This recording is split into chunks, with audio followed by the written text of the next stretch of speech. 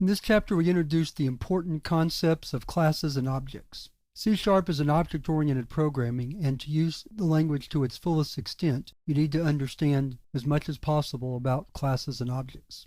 In this first lesson, we're going to present an overview of classes and objects and some definitions and explanations. And then in the rest of the chapter, we'll create some very simple classes as means of a demonstration.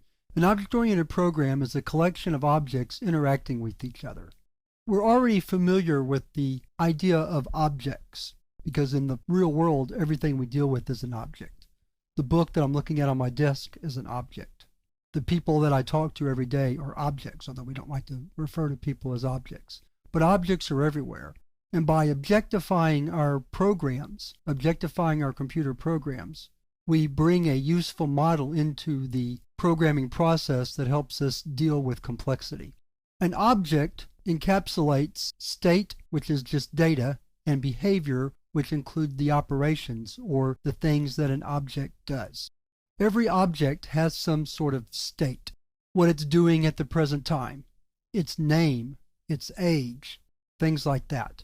And of course, objects have behaviors, things that they do. A car drives down the road, for example. That's all we do when we're creating objects. We create a single entity that includes both data and operations.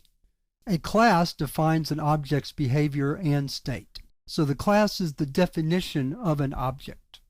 A class can be defined or viewed as a user-defined type in a more technical sense.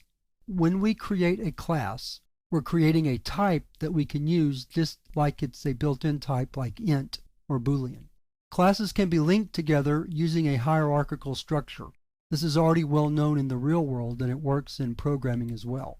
An example might be we have an overall class called vehicle, and vehicles can be broken down into cars, bicycles, lawnmowers even, golf carts, things like that. So that's what I mean by a hierarchical structure. Classes higher up in the structure pass state and behavior to lower classes. So for example, when I define a vehicle has certain characteristics.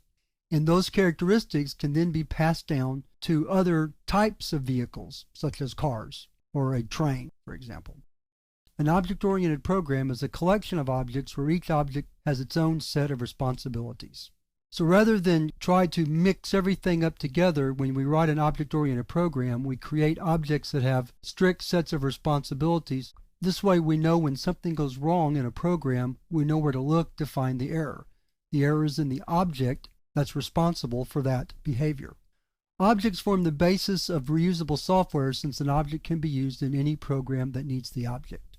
That's another great benefit to object-oriented programming. Once we've created a class, then we can use that class and the objects that are based on it in any other program that we want to use. So that once I create, for example, an employee object, I can use it in a human resources program, I can use it in a payroll program, and I can use it in any other program that involves employees. That's a brief overview of classes and objects. The rest of this chapter will involve looking at how we actually create classes, and we'll begin that task in the next lesson.